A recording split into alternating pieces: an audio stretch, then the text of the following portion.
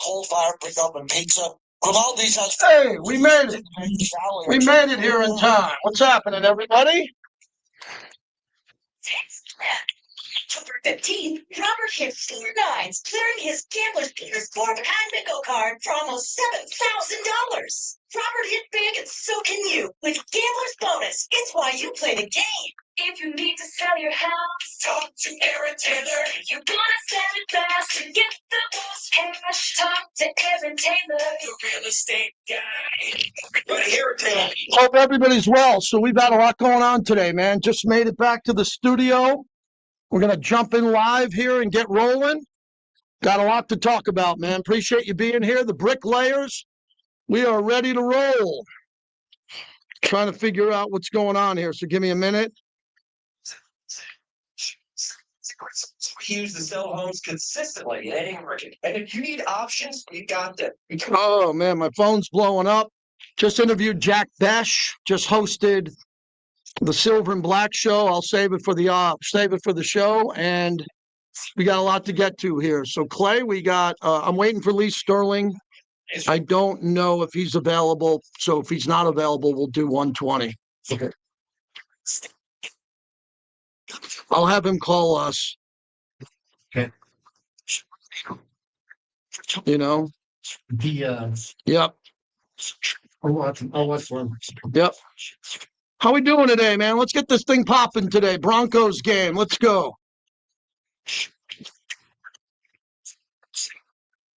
TMRWformen.com. That's TMRWFORMEN.com. 177 cars for kids. KARS cars for kids. Ready to get rid of that old car? Don't. All right. I had a good day today. I am in a positive mood.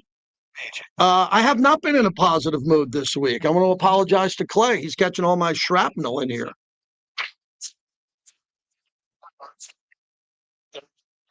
Hurry! It's your last chance to donate for 2025. Football Central at the Westgate Las Vegas Resort and Casino is the place to catch all of the action. Join the party every Sunday at the Superbook inside the Westgate. With tons of incredible specials with all of the games shown on the cutting-edge 4K video wall. Enjoy incredible specials on all of your favorite cocktails, beers, and steam-style foods. The best place to be every Sunday is Football Central inside. How we sounding, everybody? We sounding good? Everybody can hear us good?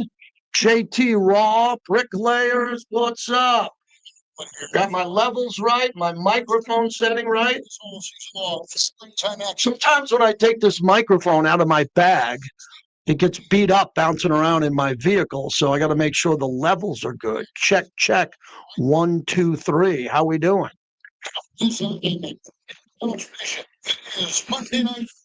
Monday nights on Raider Nation Radio, 920 AM. Welcome back to the JT the Brick Show, brought to you by Modelo Especial, the new #1 beer in the U.S. On 2nd and 5 on the charge, 17. This got to get towards the end zone. They throw the list. Throws outside. Jack Besh follows. He hasn't been touched down. He gets him on his feet. And now they finally blow it dead. He's touched at the 11 and 6 yards. The first down.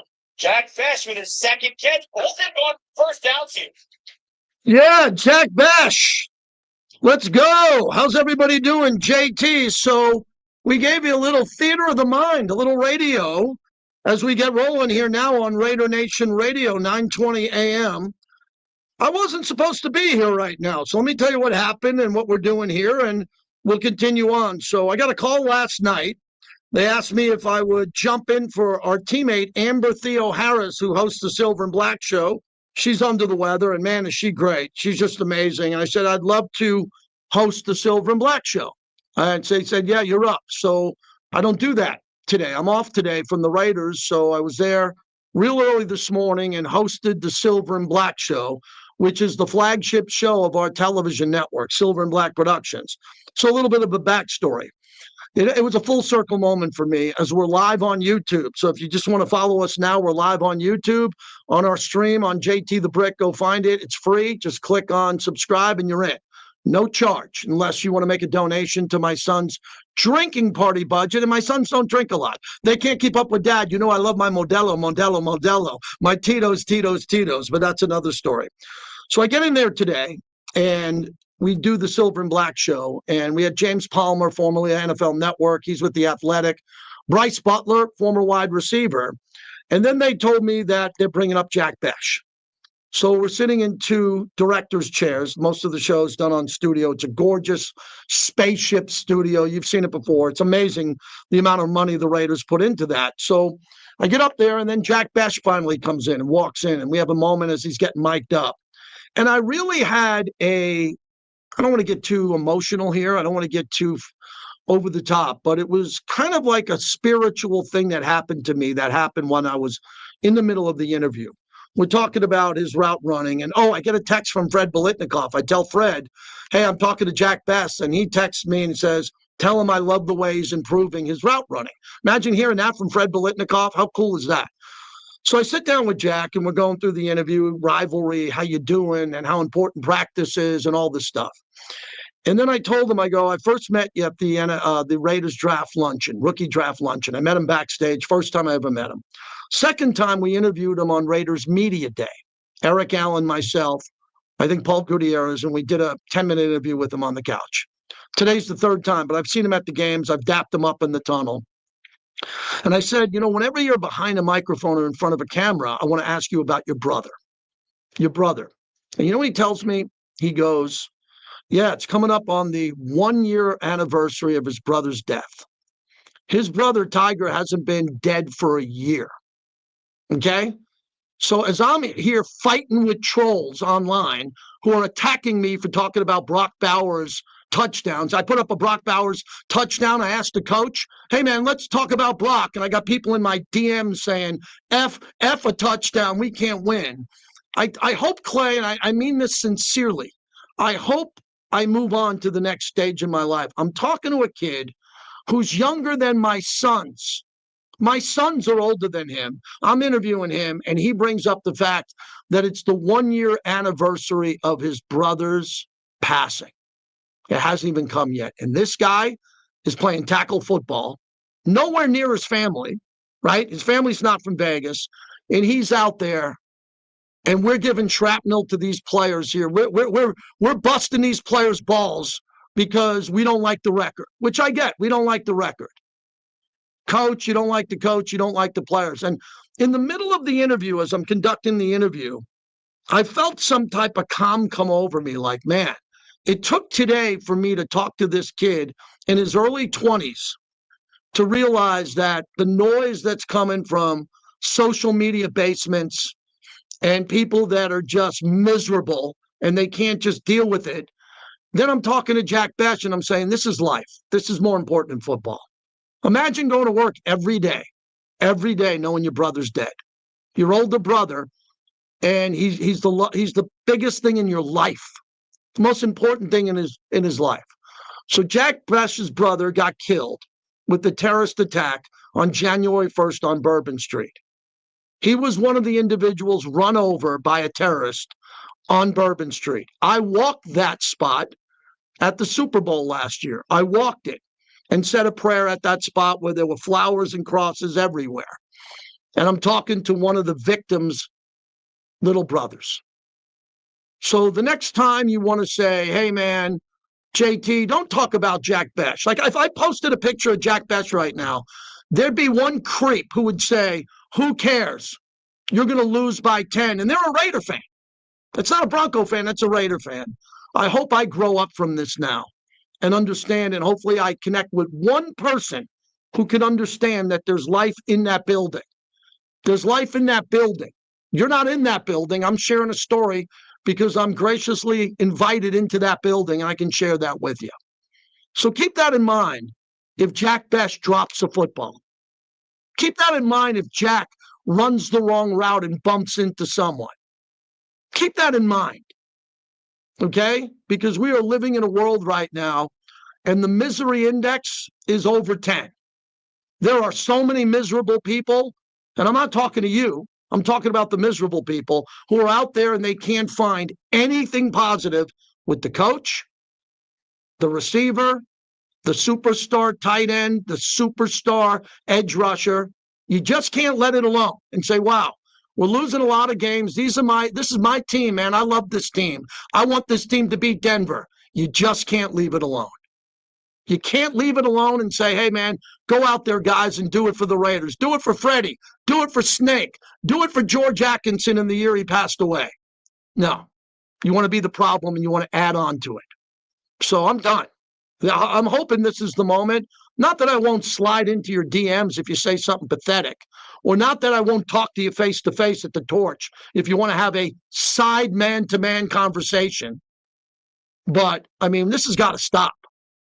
There are a whole bunch of people now taking advantage of the Raiders losing and trying to gravitate that negativity and make it worse. If you're not one of them, welcome to the show. We're doing it for you. I mean, I can't believe I can't talk. Am I not allowed to ask the coach about a Brock Bowers touchdown? I open up the interview. Coach, Brock scored twice. What worked there? What do you want to see from that? Oh, my God, JT, you're kissing his ass. Oh, really? Did you rest? The last 9 minutes of that interview was awful, awful, awful. Team can't win. Team can't win. Are we allowed to highlight a touchdown? Clay, are we allowed to hope that Geno throws 3 touchdowns in this game and win? Are we allowed to do that and hope that our quarterback and our tight end play a decent football game? Or are we going to wait till next August to talk about winning football games, Clay? Are we allowed to talk about hopefully winning this game, or is that out of bounds? I hope so, because I think we all remember what it's like when there isn't football. Do you remember the 8 months of summer and non-football that happens to us each and every year? I appreciate what you have right now, especially in Freddie, because there's storylines that need to be written. And at the same time, there are players that need to be projected. And for a guy like Jack Besh, who only has 15 targets, 10 catches, but 10 of those catches have gone for 8 first downs. There's potential there, especially for the number 58th pick in the draft. I would love to see this game be something really special for Jack Besh, because the last time they played on Thursday Night Football, it was a penalty caused by Jack that kind of negated an early touchdown that really kind of set the game in a regression for the Raiders. I know Jack Besh inside has an internal instinct that he is hungry for more time, and redemption is on his side this coming Sunday. Yeah, I couldn't have said it better, Clay. Thanks for saying that, because I had a personal moment with Jack Besh, and I hope he remembers it, because I'll never forget it. I've had personal moments like that with Jameis Winston when he was a rookie at the Radio Row. I mean, what I do for a living is you try to make connections with people that you can remember them. And I just think that people need to understand what Jack Besh has been going through. And I'm not saying it would have happened to me directly, but if that happened to me and I lost my sister or one of my sisters, I wouldn't be on the radio for 6 months. You would not hear from me. I wouldn't kind of do the show from home with my other sister on an ISDN line. I'd be gone. And I'm 60. Okay, I'm not 22 or 21. This guy's showing up every day. So on a positive note, here's the other thing that I thought was really cool what he said. And I wanted to dive into that today and tomorrow while we have you here, is the issue of you got to practice your ass off when you're losing. He loves that. Jack loves that. So I asked him, I go, what's it like, Jack, when every day you're trying to get more targets? He's trying to get more targets. He's not getting enough, in my opinion.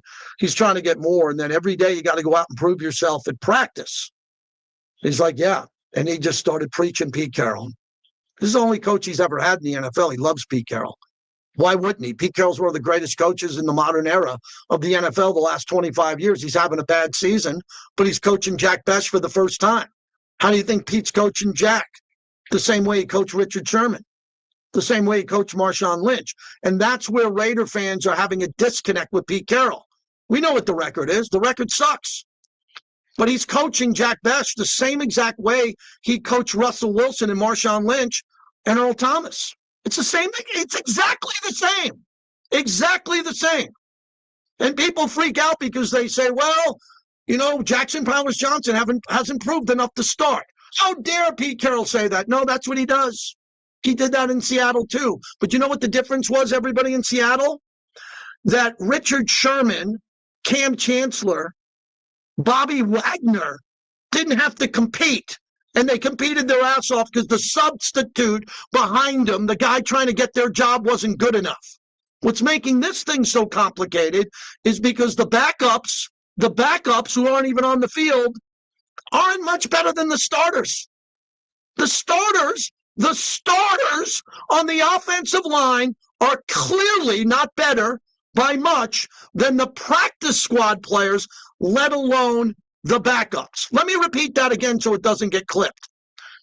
The starting offensive line, other than Colt Miller, the other guys who are starting are not much better than the backups, and they're not much better than the practice squad guys. You can tell me there's a Raider practice squad offensive lineman, I don't have the list, and I would think if he had a fair chance and got on the field, he could be just as good as one of the starters. That's where we're at. Is that fair for me to say? Is that critical enough for you? So we got to get new offensive linemen in the offseason. John Spytek will. We got to root on these offensive linemen. Maybe something will pop. I talked about this yesterday. I like Dylan Parham. Right? Dylan Parham is a good guy, really good guy. Dylan Parham, what happens in the next 5 games if he plays great? Let's just say he plays great in the last 5 games. Pancake block, he swings around, he motors someone, trucks someone, and Genty runs for a touchdown. Don't you think that's going to matter? Don't you think John Spytek and Pete Carroll are going to see that and go, we were thinking about moving on from Dylan Parham or moving on from, this player or that player or DJ Glaze, but man, the last 4 games they played well. Let's bring him back. Let's get another player to compete against him. Let's bring him back. That's what these guys are all playing for, everybody. They're all playing to entertain you and try to win, keep their jobs, or get a new job when they get cut. That's all this is now. That's all we're doing, is trying to figure out how to win a game. Every week, how do you win the game? And am I optimistic about the Broncos? The 10-7 game, we opened up the Silver and Black show, so I'm sitting on the spaceship, and I can see in the monitor, we open it up, welcome to the Silver and Black show, here are our guests, and then I open up the monologue with, the Raiders lost 10-7, Daniel Carlson missed a field goal late, and behind me, I could see it over my shoulder, is the Daniel Carlson miss that would have made it 10-10. And the Raiders should have been up 14-10. It would have made it 17-10. I'm like, oh boy, we had him beat. We had him beat. Should have beat him. And then the last thing, glasses half full. From the kiss-ass homer that I am, glasses half full. If we beat Raider Nation, if we beat the Broncos, we're the only team in the NFL to beat 2 teams with over 10 wins. That's cool. If we beat the Broncos, we beat a 10-win team. There's no 10-win team in football. There's an 11-win team. We already beat the Patriots. We would be the only team in the NFL, including the world champs, to beat a 10-win team and an 11-win team. Would that make you feel good? I'll tell you one thing. I'd have an extra Tito's. We are brought to you by Tito's. Tito's is my go-to vodka. Tito's, proud partner of the show. I want to thank Hunter and his entire team there for everything they do for us. When you're going into a bar, a restaurant, wherever you're going, ask for a Tito's. Once you try it, I think you'll go there and you'll stay there. That's how good Tito's handmade vodka is. Drink responsibly. And remember, when we talk about these companies that we represent here, we want everybody to feel good about what we're doing, because we really feel great about Tito's, because I've been living my life talking about Tito's in my house, at the bars, at restaurants. Tito's, proud partner of our show. Went a little late there. Sorry, Clay. When we come back, a fresh new hour. We got Lee Sterling at 1:20, and then your phone calls. I want to hear from some people today. My voice needs a break. 702-365-9200. Join us, please. Join fans, all news eras as we'll watch Dallas in Detroit. Save that, Tito's, and then I'm going to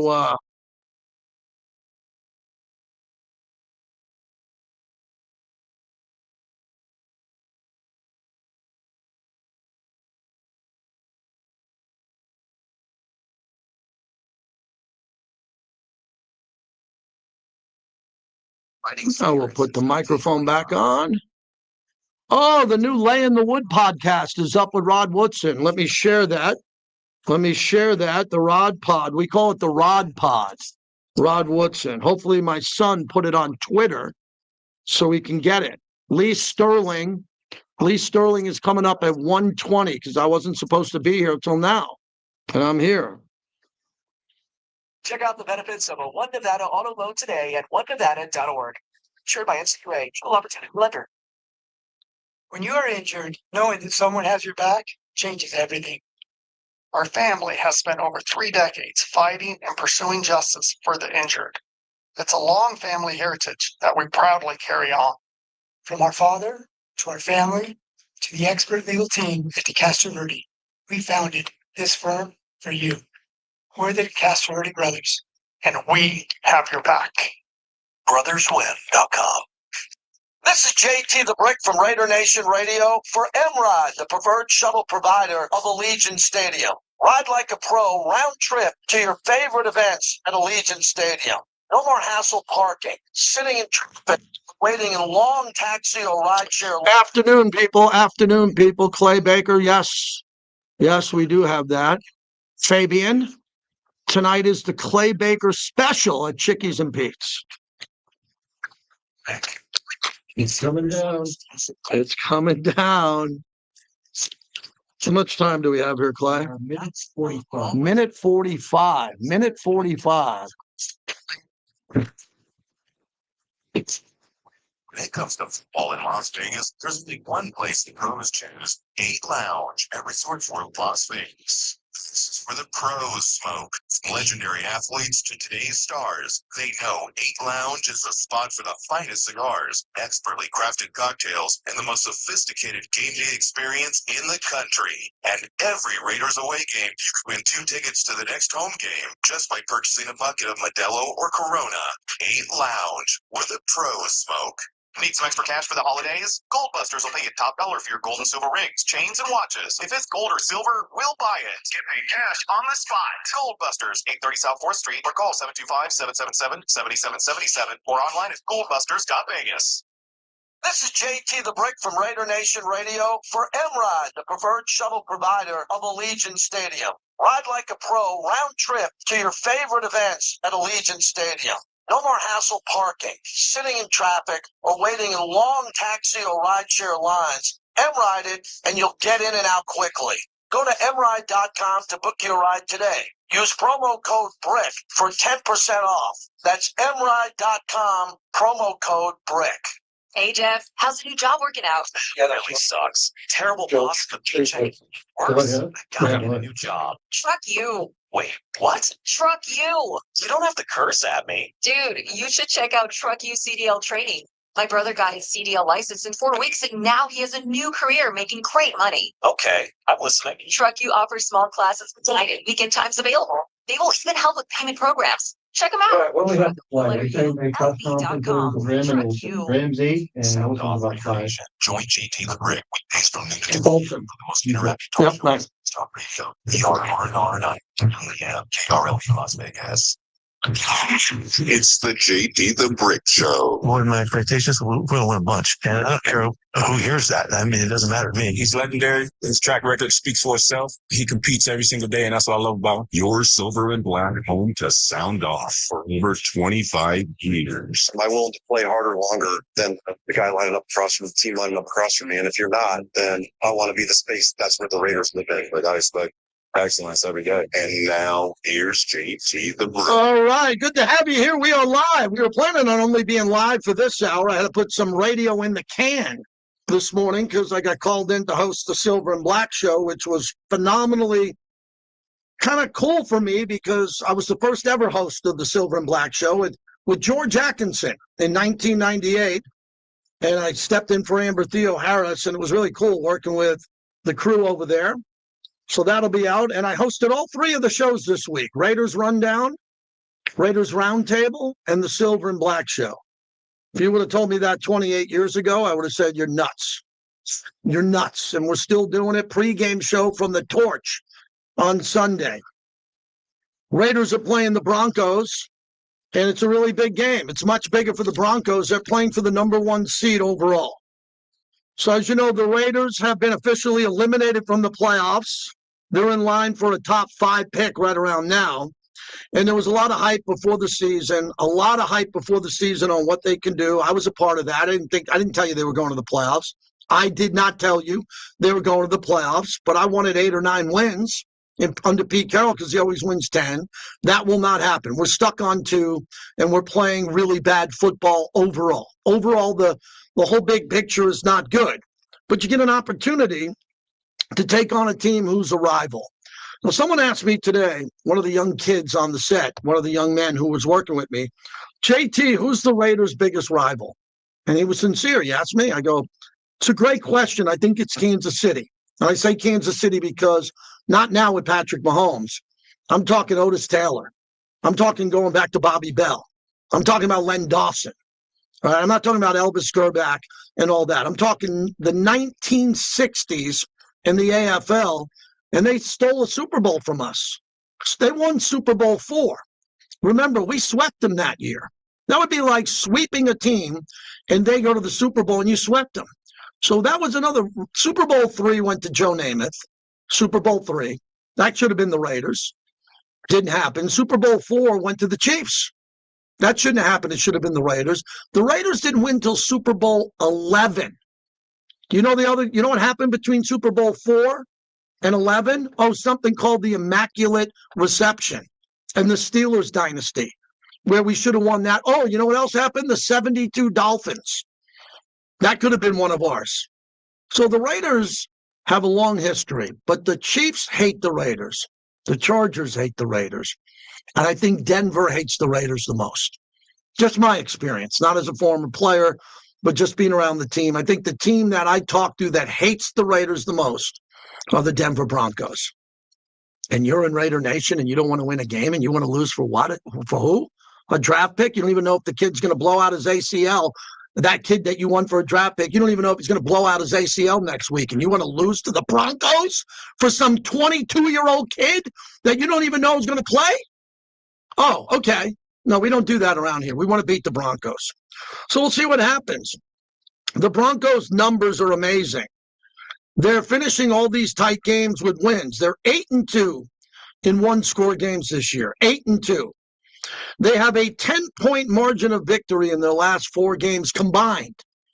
How would you like to win 4 games in a row, Raider Nation, let alone by a combined 10 points? Denver has been able to do this. But, man, all Denver's games are heart attacks, man. They're all 3-point games. They come down to the last series. And Bo Nix seems to make a play or two. And why is he making plays that Geno is not? Ooh, that's a good one. That's a really good question. How come Bo Nix is outplaying Geno Smith? Now, Bo Nix was outplaying Geno 5 years from now, and Bo was in year 7. I wouldn't have a problem with that. But Geno, who's been to Pro Bowls, Geno, who's won 10 games, Geno, who played really well before he got here, is supposed to outplay Bo Nix. And he hasn't been able to do it. The last time these two teams met, the Broncos secondary didn't have Patrick Surtain. And they managed to hold Geno Smith to under 143 yards and an interception. Now you're bringing back their best player on defense along with Nick Bonito. Good luck. These guys are really good. Another thing that the Broncos had success doing was getting after the quarterback in the last matchup. Geno was sacked 6 times in the last game. Myles Garrett sacked him 3 as Cleveland went on to 10 sacks. And last week he was sacked 5 times. Oh, my God. I mean, how many more times, Clay, can this guy get sacked? I'm serious. I'm just not being a wise ass. No, How many more times can Geno get sacked in a season? nobody should endure that kind of punishment. He's taking a beating. Yeah, and it's starting to show too. Yeah, it is. It's a very good point you're making. Another big thing, if you look at this team, Denver's offense is a pretty good group with their offensive line. Do you know that they have given up the least amount of sacks this year? The least amount, with 14. I mean, I just told you, Geno was sacked 15 times in the last 2 weeks. Denver's given up 14 the whole year. Oh, boy. That's a problem. So Max is going to have to get to Brock quick because Brock doesn't get sacked a lot. I talked to James Palmer today from The Athletic. And he said one of the great things that Bo Nix does is he doesn't take sacks. You know why? Sean Payton told him, don't take sacks. Throw the ball away. Just throw it away. Throw it in the dirt. Don't hurt your team that way. And he's done a really nice job.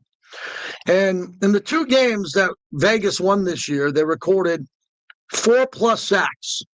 In the opening game against New England, the Raiders had 4 sacks. And in the Tennessee game, we had 6 sacks. So if you want to get Raiders need 4 sacks to win this game. I can count on Max for 2. I don't know what I can count on for anybody else. I have no idea. So when we look at this team, will the Raiders have to play a perfect game? No, they actually don't. They don't have to play a perfect game to beat the Broncos. You got to play a perfect game to beat Kansas City. You got to play a perfect game to beat the Rams if they're on your schedule. You don't get to play a perfect game to beat Denver. They give you a lot of stuff. He's not.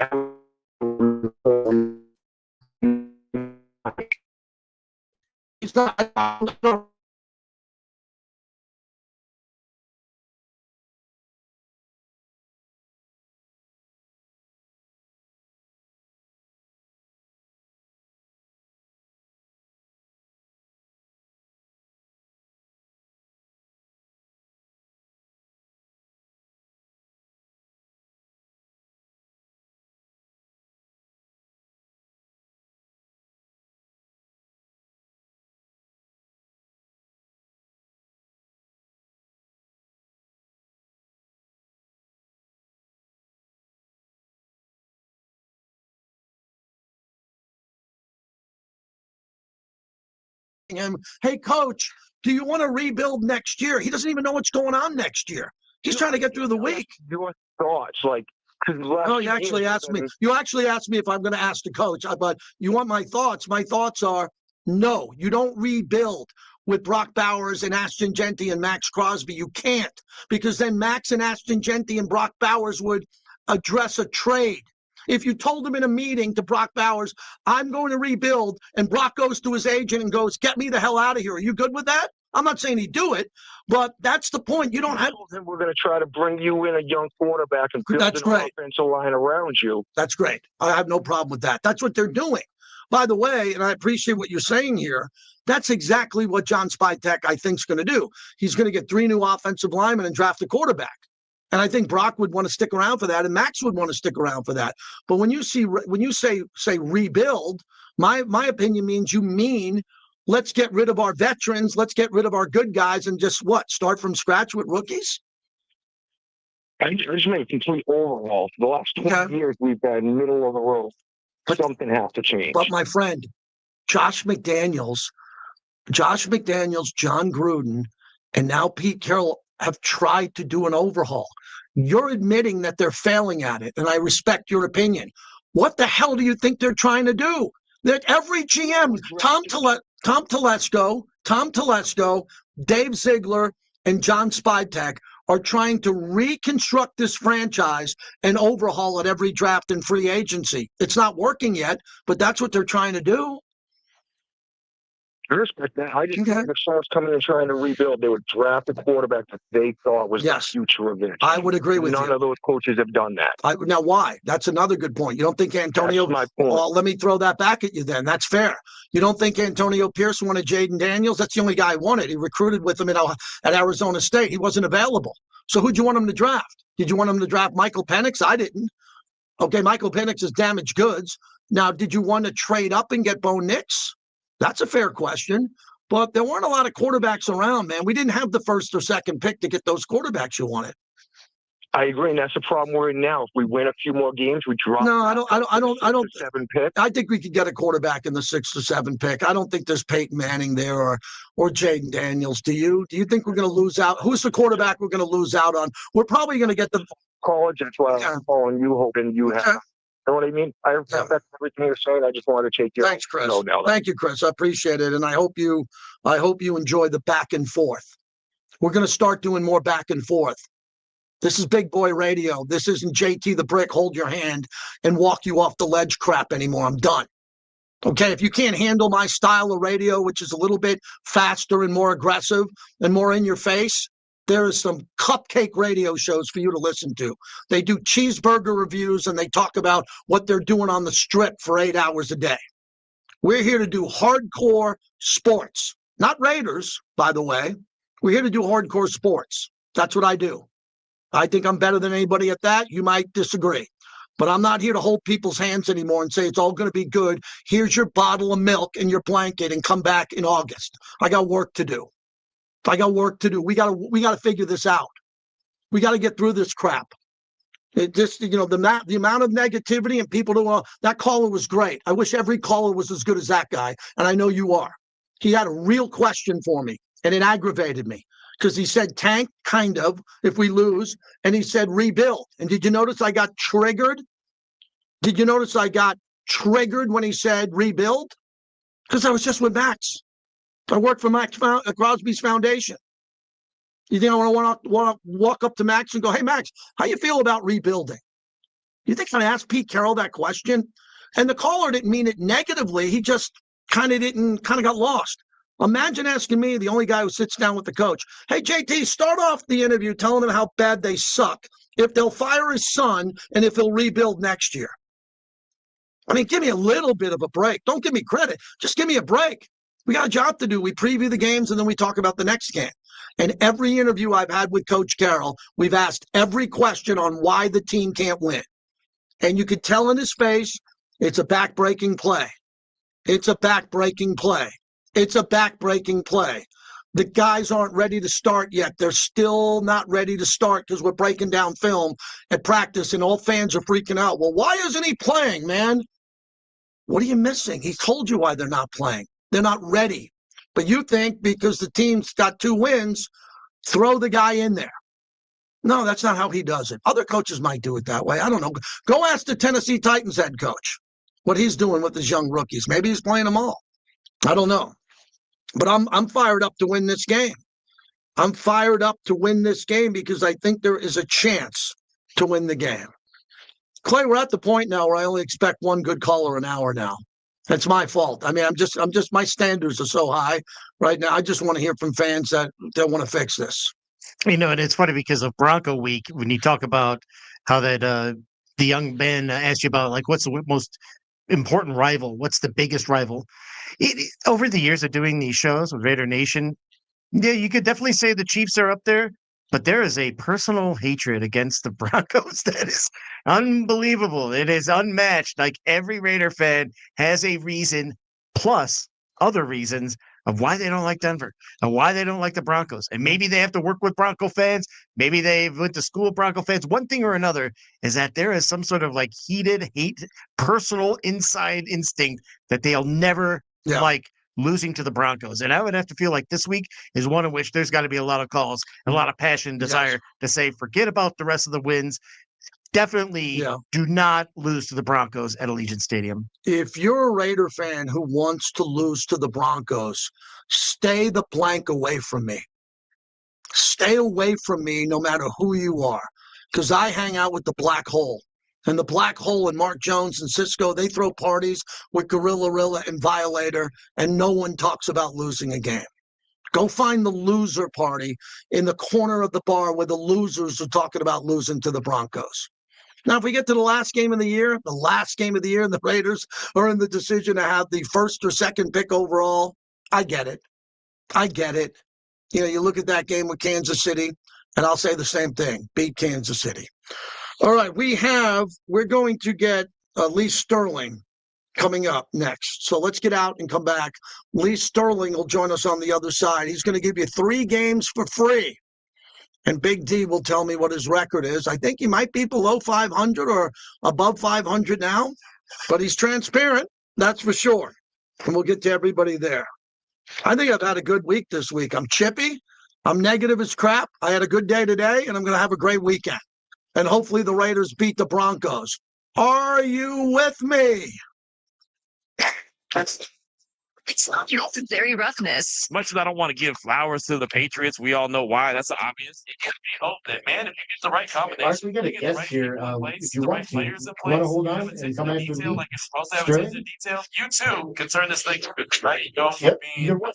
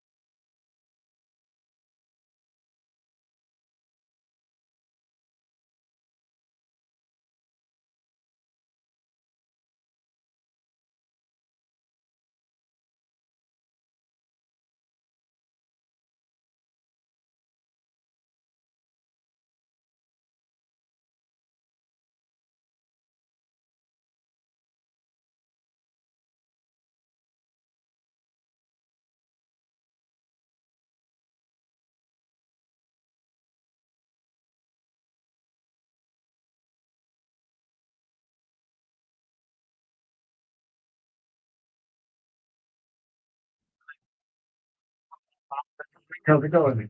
I'm taking the picture, Colin. I'll sit down, home and come back and find out. All right, D, did you tell me what Lee's record is here? What is the record? Raider D, you should put it in there. I lost the chat. There's too many people. Why pay a cover on crazy drink prices just to watch the big fight? At Silver Sevens, it's $3 drinks and free pay-per-view events. 17, 18, and 1. All right. All right. It's a lot better than some. Out for every game, and every match. Silver Seven Hotel and Casino, where your favorite sports action is always on. Did I mention free parking? Yeah, parking's always free. Gambling problem? Call 1-800-GAMBLER. Welcome back to the JT the Brick Show, brought to you by the DeCastle Verde Law Group. If you get injured in an accident, call 702-222-9999.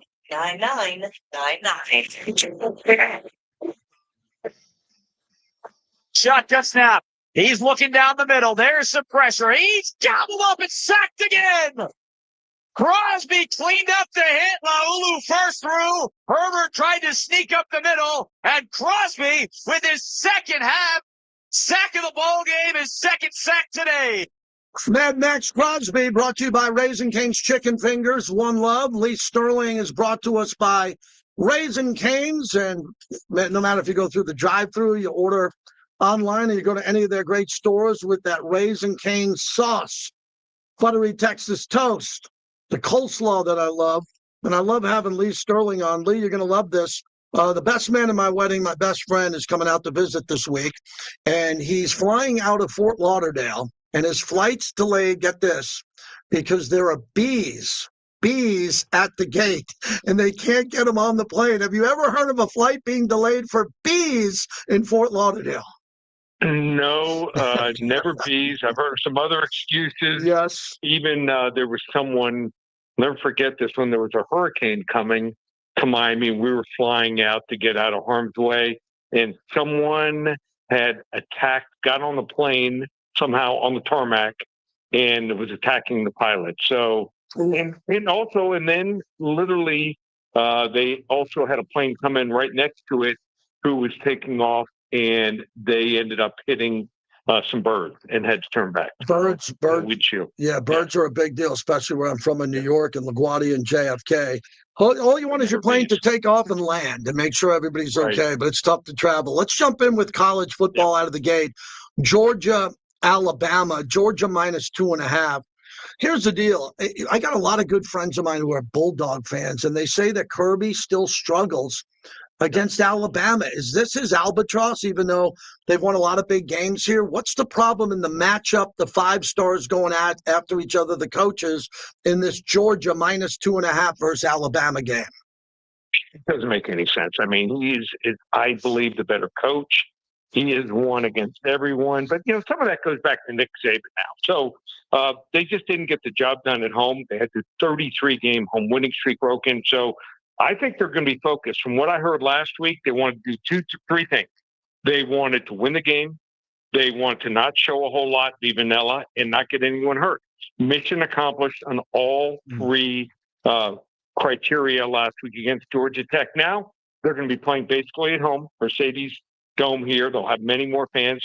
I think this Alabama team, there's something wrong with this team. They were outgained by Auburn, 131 yards in the game. They could have clearly lost the game, and how they were jumped up and moved up one in the polls for that, I don't get it. I just think it's clearly an SEC ESPN thing. They want to keep them out of harm's way, and that way, even if they lose here, they won't be out of the college football playoff. But I think Georgia has the advantage here. The Alabama offense can't run, couldn't score more than 2 touchdowns at home against LSU. Also, give me Georgia big. We're going to have chaos here next Tuesday. Georgia 35-20 over Alabama. Wow, Georgia big for Lee Sterling. Let's move to the Colts Jaguars. I like the way the Jaguars are playing, and the Colts, with the issue that they have with Daniel Jones's fibula.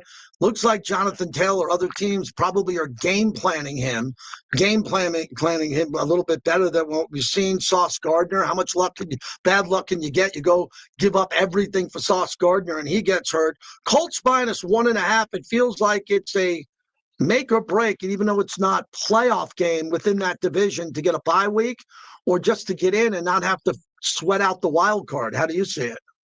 So I don't think anyone could have anticipated two teams here, both 8-4 at this time of the year.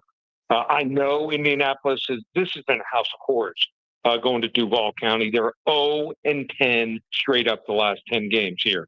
But the biggest problem here for Jacksonville, they are down one starting offensive lineman, and 3 other linemen are game time decisions. Even if they play, I don't think they're 100%. I think that this Indianapolis team has underperformed the last couple of weeks here. So public is going to be on Jacksonville, thinking home underdog here. But Indianapolis can throw and run, and unless Jacksonville can run the football, they can't use the passing attack to open up the running attack. Well, like Indy here, the right team is favored, 27-20. Indy finally wins in Jacksonville. Okay, like that. Yeah. Lee Sterling joins us from Paramount Sports. Everybody, take a moment. Just go to ParamountSports.com. Lee Sterling's been doing this as long as anyone I've worked with my entire career. I trust him like a brother. He's loyal. If he's winning, you're going to be on the train. If he doesn't have a win for you 1 week, he'll tell you why. He's transparent, which we don't see much of here in Vegas, and I trust him as much. If you're looking to win, go to ParamountSports.com. Packers -6.5 against the Bears. That number seems really big. I picked the Packers to win the NFC and go to the Super Bowl, but I didn't think that Caleb would be leading the conference with 9 wins. Ben Johnson would be this good. I thought they'd be chasing in the position just to try to stay alive. Love the way Chicago's playing, but Green Bay would be my side, but I just think that number's pretty big. How'd we get to that? Well, Ben Johnson, very much like Liam Cohen, what do? Both very good play callers. Don't discount that, but they realize that they have quarterbacks here that can't quite grasp reading defenses in real time. So they just make it easy. You have one look here. If you can't find that, go to the second. If you can't, tuck the ball down or get rid of it and throw the ball away. And they're doing a good job. They win the time of possession. Turnovers are very important. Not important to throw for 300 passing yards. All that other stuff takes care of itself. It's all about winning here. So Packers 1-6, laying more than 3 points. I think Green Bay escapes here. 26-23. Give me all those points. And the Bears, this game goes right down to the wire. So you got the Bears losing but covering the spread. Right. There you go. Lee Sterling. And then finally, a big one for the game of the week here. This is a massive game coming up here with the Lions -3 against the Cowboys. I thought the Cowboys, and I was right on this broadcast, would win the last 2 weeks. I love the matchup over Kansas City. I thought they'd win, but I think this is it for Dan Campbell. They came up short last year where they should have been in the NFC Championship game, but Jaden Daniels smoked them. I had them winning the Super Bowl. They didn't. And this year, I figured they'd be comfortably in the playoffs, and they're not. So I think this is a really important game for the legacy of Dan Campbell, who has to win this game. How do we get it, Lee? I think it's a must-win game for both teams. Anyone wants to get it, call 800-400-9741. Get the game for free, and we're on a roll. 11 winning weeks here. College football in the NFL. Check out all the specials. Just one place. ParamountSports.com. Your phone's ringing. Take care, Lee. All Thank right. you. There he is. All right, Lee Sterling. We had to move him today because my whole schedule when Clay worked with the great. So we put a little bit of radio in the can because I knew I was going to be running late or do the show from the Raiders. We ended a little bit early on TV over there and was able to get over here. And we had to move Lee Sterling, but he's great. He comes on with Q. And Lee's just a good guy. So I guess Big D said Lee this year on this show is 17, 18, and 1. So he's roughly 500. And you know, some of these other guys who are just, I'm not saying this, Clay, because I'm not talking about the people who are winning the super contest. They're not professional handicappers, most of them. They're just fans. They entered the super contest or Circle Survivor. Bravo. They're winning, but they don't make a living over 20, 30 years doing this. I don't know many professional handicappers that are above 50%. A lot of them are getting annihilated, and they're having to tell everybody on social media because it's that bad. Well, it's something that you have to understand that this is a 50 to 55% at best kind of life. It's a lifestyle. Professional betting is not for everybody, but you have to understand that this is a grind. And of course, as surprising as some outcomes are, it affects even the most smartest, the most intelligent. People have had years and years of experience following and doing this. This is one of the hardest hustles you could ever think of. Professional betting is not for the weak. And it's something that if you ever see anybody saying, I'm picking 80%, delete. Never go towards that because that is a sham. I couldn't do this. I couldn't sit in a casino or sit behind a machine for 53% because there are days where you don't win and there's days that you're losing, and just to sit there and lose and say when you're winning you're only winning 55% of the time, that's a hard life to live, isn't it, Clay? We know a lot of these guys and they're really good, but that's a commitment. I was a stockbroker and worked 16 17-hour days. You win some, you lose some, but sports gambling is brutally hard. And the reason why these companies are doing so well is most people don't sweat. They have a little bit of money for fun.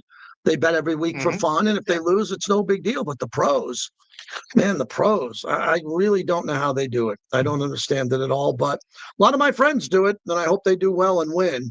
702-365-9200. Raider Mark. Clay is out in Henderson, Nevada. Here, is he available? Okay, he just dropped. Isn't it great when you talk for 10 minutes, you go to a call and he's not there? Okay, that's part of my job. It'd be like getting a flat tire on a truck as you're moving the commerce across the Midwest, and you get a flat tire and you're 4 hours behind. So if you want to call in 702-365-9200. Hey, we do have something I want to hear. Greg Olson just met the media, Ole, as they call him, and I like him a lot. I thought he called a better game than any of Chip Kelly's games. Sorry. I like Chip too. Chip's a well-recognized play caller, but it didn't work out here. Greg Olson just met the media. But Greg, when you looked at Caleb and Muffy, both those guys, when I watched the film back again, seemed to, good things. They did a lot of good things. What was your thought on those two, please?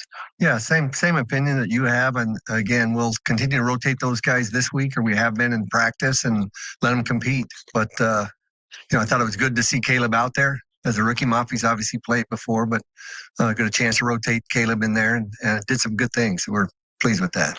With a young player like Caleb, is it just about being able to get some positive film to get him some confidence?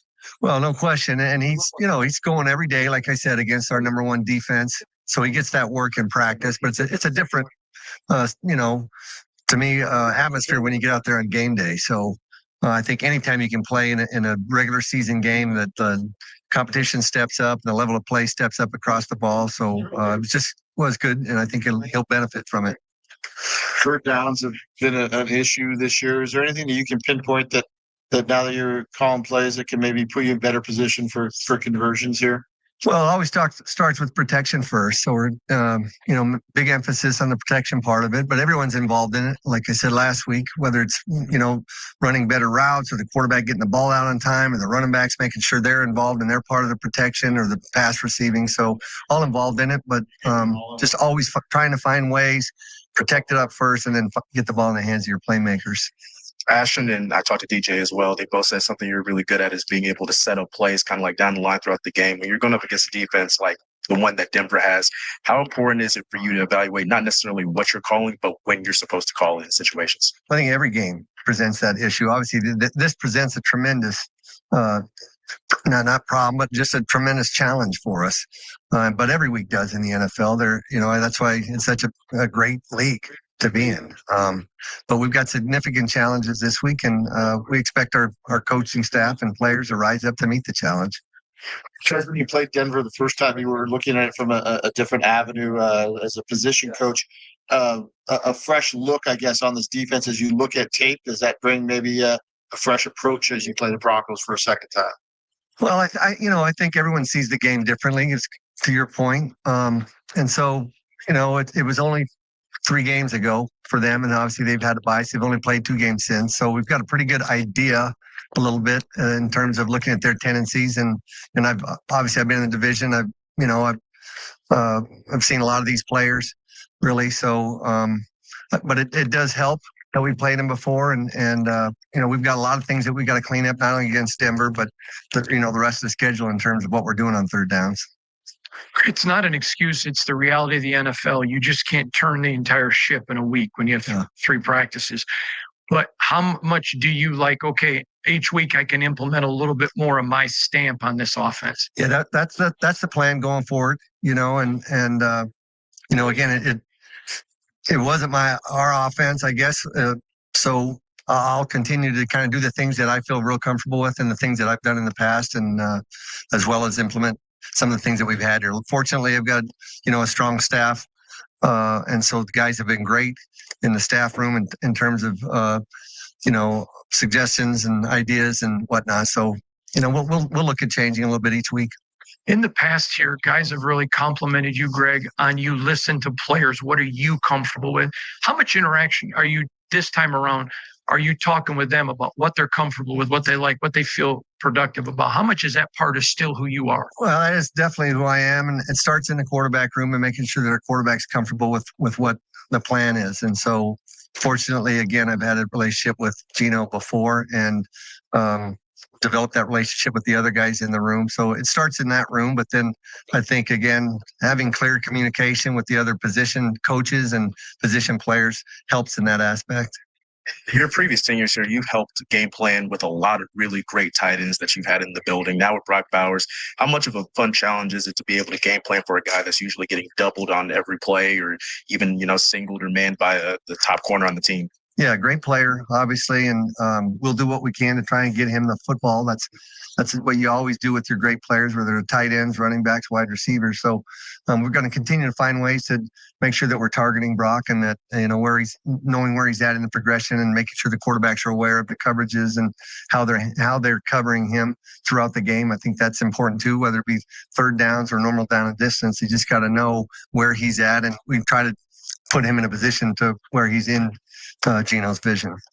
What goes into the decision-making process for making Aiden inactive and Pickett to, or flipping them on game day? Where do you guys make that decision? Yeah, we make it throughout the week. Again, a lot of factors play into that. But we're constantly evaluating that position as well as far as who will be up on game day.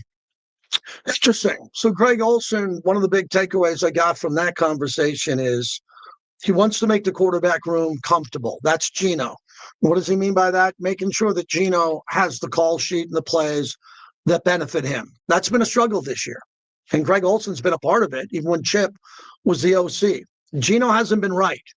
So whatever they're doing to try to get Gino to play well, it's not working. But Greg Olson now has his chance to do it on his own with the coaches under him instead of running it through Chip. Maybe it works. We're just going to have to see. Greg Olson's a really sharp guy. He knows that all this will depend on his future too. Here, Greg's come and gone with this organization a number of times. Why? Because some of the coaches that were above him got let go. So I think Greg Olson really wants to put on a show. And at least under Greg Olson, they threw it to Brock Bowers twice in the end zone. They didn't check down to him, which is really nice. You don't want to see anybody checking down anymore. So I love to see that. Raider Mark, thanks for getting back here in Henderson. What's happening, Mark? Hey, how you doing, buddy? Good, thanks. I missed seeing you at the M, before Raider game. So, on the road. So, but yeah, I just want to touch base on that. How he got triggered with the rebuild. Basically, I think he wasn't trying to talk about rebuild. He said rebuild, but I think he wanted your opinion on the direction of the Raiders.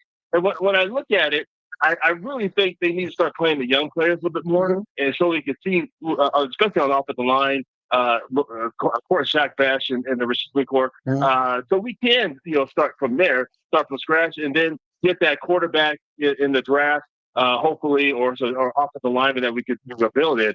I think Raider fans are just looking to see a direction. We want to see development. We want to see Pete Carroll develop at USC, develop with Seattle, develop players. And we didn't see that this year. But the connection I'm trying to make with you and everybody else, and I apologize if I'm coming off too brash, they're doing the development at practice and in the building. If they're not developing fast enough for the coach to want them to play, they're not going to play. So I'm disconnecting with everybody who's not getting what I'm telling you because the coach is telling me and the players are telling me. They're competing in practice to play X amount of snaps. And some fans are like, I don't care. I just want them to play. It doesn't work that way. Your boss and your job doesn't say, go out and work today, and if you do a crappy job all week, we still want you to work next week. They're making them practice and develop there. But I, like you, I thought Caleb Rogers should have been playing 2 months ago. Why the hell wasn't this guy playing 2 months ago? Because he was graded out pretty good in the last game. So I'll meet you halfway. I think they need to play him more. And you're right, JT. And I go back to what I said earlier. It's the development of Pete Carroll. He develops players. Where's the disconnect between Spytek and Pete Carroll? I mean, if they drafted the players, they drafted those guys. But we're still back. They're not playing if they're not developed. So we're still back. We're still back to the same thing that's causing us to butt heads. Just because John Spytek drafted him and Pete Carroll was in the war room, and they're practicing on Wednesday, Thursday, and Friday, and Pete wants to go with his best available players, that doesn't have to be a massive disconnect. John Spytek might not love it. Pete might be disappointed with the player or the draft pick. All the fans are acting like there's some gossipy disconnect. This is grown men and women who are involved with the team just trying to figure it out. And I thank you for your phone call because you're bringing up something that's really important. Everybody wants answers to be their favorite answer. That makes sense? Yeah, I think it did. All used guys out there, as they say in Goodfellas, used guys, you want your answers to your questions to be the right answers. You want everything that you think is right in the football organization to happen on the field. And when it doesn't, you go blank. You go nuts. If a GM, a coach, a coordinator, head coach, if they're all on the same page, hey, this is what we're doing Sunday. We're going to start this guy at right guard. And I got fans blowing up my phone. Oh, my God, how could that possibly be? Don't you think the football guys who get paid to do it aren't thinking that through? Now, you have the right to criticize them because they can't win a game. We've lost 6 in a row. So if you're critical of the record, I agree with it. I've been trying to tell people, don't be, 2 things I've been saying this week more than anything. Don't be critical, please, with the process. The process is proven. Just like the recipe of Kentucky Fried Chicken or the recipe of Coca-Cola. It's been proven under Pete Carroll. We all agree. You can't disagree with that statement. It's proven. Secondly, put some respect on this coach's name because he's not doing well. He's not doing well, and he knows it, and you know it. Just respect him. You're showing a bunch of disrespect to a 74-year-old legend who wears the same colors as you. You don't have to like the record. You can disagree with everything. But have a level of decency and respect for this man who's trying to win for you. It's not working. So we'll see where it all plays out at the end. I don't know how it's going to end up. But the lack of respect, Art Shell won 2 games. You imagine if Art Shell was living in this era with social media, what Art Shell would be getting? One of the greatest Raider players of all time. He's not a better coach than Pete Carroll. Art Shell never had 2 Super Bowl appearances as a head coach, winning 1. Can you imagine if Art Shell Clay was coaching this team? What would be said about Art Shell on X? It would be blaspheme. It would be, but I'd say the same thing. He's having a really bad year. And Art Shell was relieved of his job when he had a bad year. All the coaches know when you have seasons like this, it's very unexpected, and you gotta do something to fix it. You got to do something to fix it. And I've tried everything on my end. What does JT say in 10 seconds? Play faster. No huddle. Attack the end zone. Don't check down. Stop running it up the middle. Stop running it up the middle into the pile. Stop wasting first down, running the ball up the middle. Try me. Thank you, everyone. What a great finish to the show. Very animated. Don't run the ball into the pile. Don't run the ball into the pile. Yeah, the nerve to tell Raider fans to have more respect to a 75-year-old man. Papa's in the house. Again, Papa's, you respect Pete Carroll's legacy. You don't have to like him as a coach. You respect him. And if you can't respect him, you don't have the balls to stand in front of him. It's a problem. Half these people don't have the balls to say it. They say it in a chat room.